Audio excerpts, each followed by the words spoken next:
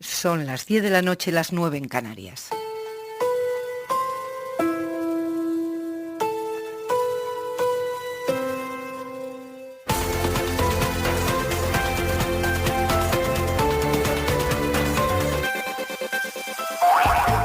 Esta semana las derechas españolas pretenden resolver en el Congreso de los Diputados la batalla sobre quién conecta mejor con el estado de ánimo de su electorado.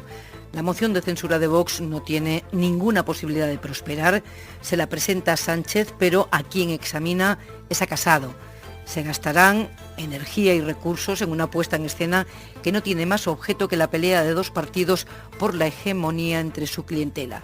Y hemos empezado a asumir con naturalidad que hasta que pase ese trance partidista debemos hacer esperar los grandes asuntos de nuestra vida pública. Un tono más racional por parte de Génova en la lucha contra la pandemia o la renovación del Consejo General del Poder Judicial y del Tribunal Constitucional. Todo se aplaza hasta que Casado pase el trago. A esto ha llegado nuestra vida política, pero ojo con cómo pase el trago Casado. Tiene en bandeja la ocasión para marcar distancia con los ultras y parecerse a esas otras derechas europeas a las que acude a denunciar al gobierno de España. Está todo tan descolocado que hoy los jueces que administran justicia, no los que tienen funciones administrativas en el Consejo General del Poder Judicial, sino los que imparten justicia, son los que se ponen a opinar sobre el poder legislativo, que es donde reside la soberanía nacional. 3 tribunales superiores autonómicos, los de Madrid, Extremadura y Castilla y León, han publicado comunicados con párrafos idénticos, luego parece tratarse de una iniciativa coordinada, criticando la propuesta de PSOE y Unidas Podemos de reforma de la ley del Poder Judicial. Insisto, jueces en ejercicio censurando al Poder Legislativo. Sí, anda todo muy descolocado. A ver si superamos la peleíta de la moción de censura, Casado se serena y algunas cosas se recolocan. Pepa Bueno. En la cadena SER, hora 25. Navarra se cierra. La presidenta de la Comunidad Foral, María Chivite, ha anunciado esta tarde el confinamiento perimetral de toda la comunidad, de toda Navarra, además del cierre de toda la hostelería. Son las medidas más duras que se han aplicado en España en esta segunda ola. Hablaremos con la presidenta enseguida, aquí en hora 25, pero antes, el día en 2 minutos. Aymar. Día en el que España ha registrado el peor dato de contagios de coronavirus desde que empezó la pandemia. Casi 38.000 casos nuevos desde el viernes y 217 muertos. Y Fernando Simón admite que en estos últimos días se están registrando un aumento de contagios mayor del que esperaba incluso el propio ministerio. En la última semana esa estabilización que estábamos observando parece tener de nuevo una pequeña tendencia ascendente que hay que valorar con mucho cuidado. Sobre las vías de contagio, China ha admitido hoy que el virus resiste vivo mucho más tiempo en los productos congelados, incluso en el envoltorio externo de los productos congelados. Un brote allí en China se ha generado precisamente por unos trabajadores que se contagiaron por el coronavirus vivo que resistía en el envoltorio de una partida de bacalao congelado.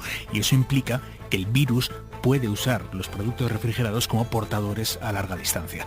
En la vertiente económica, las quiebras de los negocios están aumentando notablemente aquí en España. Los registradores confirman que los concursos de acreedores se han disparado un 55% en septiembre y 1 de cada 2 pymes cree que su viabilidad está en riesgo por el COVID. El secretario de Organización de Podemos, Alberto Rodríguez, no acudirá mañana a declarar al Tribunal Supremo, donde está siendo investigado por un supuesto delito de atentado contra la autoridad, un supuesto delito en una protesta de 2014 contra la ley educativa de Wert. El Supremo le había ofrecido la posibilidad de declarar mañana voluntariamente para no tener que pedir permiso al Congreso, lo que se conoce como el suplicatorio, porque Rodríguez es diputado y por tanto es aforado, pero él se niega a acudir, por lo que la Cámara tendrá que terminar votando si permite al Supremo citar ya obligatoriamente al secretario de Organización de Podemos. Veremos qué vota Podemos y veremos qué vota también el PSOE. Y en Francia, el gobierno ha anunciado hoy la detención de 15 personas, entre ellas 4 estudiantes estudiantes después de la decapitación de un profesor de historia. El viernes, un profesor de historia que había enseñado a sus alumnos viñetas de Mahoma en una clase de libertad de expresión. Y en Bolivia, a falta de que sean definitivos los resultados, ha arrasado en las presidenciales el candidato del partido de Evo Morales, el Movimiento al Socialismo.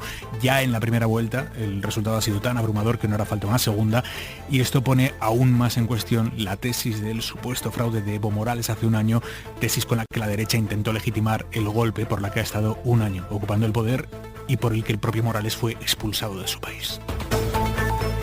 Y en la mesa del análisis, como todos los lunes, José Antonio Zarzalejos, buenas noches. Muy buenas noches, Pepa.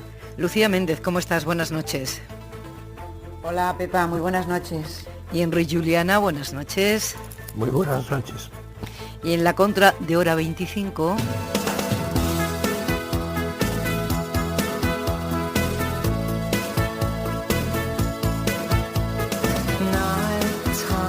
Manuel Javois, ¿cómo estás? ¿Qué tal, Pepa? Buen lunes. En menos de 48 horas empezará el debate de la moción de censura de Vox. ¿Cómo te preparas para ese momento, Javois? Leyendo y documentándome también sobre anteriores mociones de censura. Y ahora te escuchaba, decías una cosa...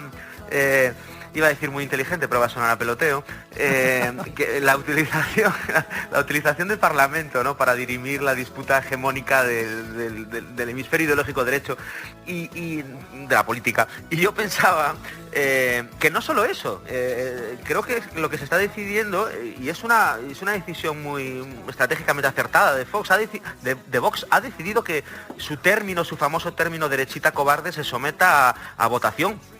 Eso es lo que también se va a votar a partir del miércoles.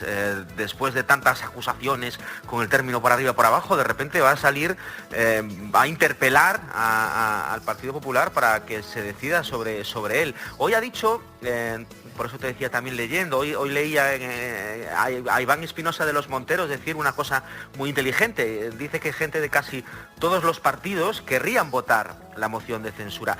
No explicó por qué. Pero entonces, porque entonces ya no sería tan inteligente.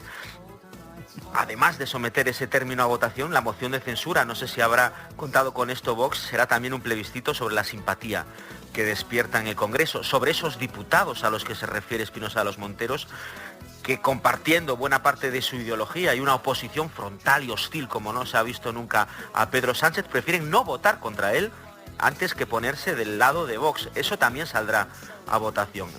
Decía Alfonso Guerra aquella famosa frase de que el que se mueva no sale en la foto, pero me parece a mí que aquí ni quedándose en casa se van a poder librar los diputados de la derecha de esa fotografía.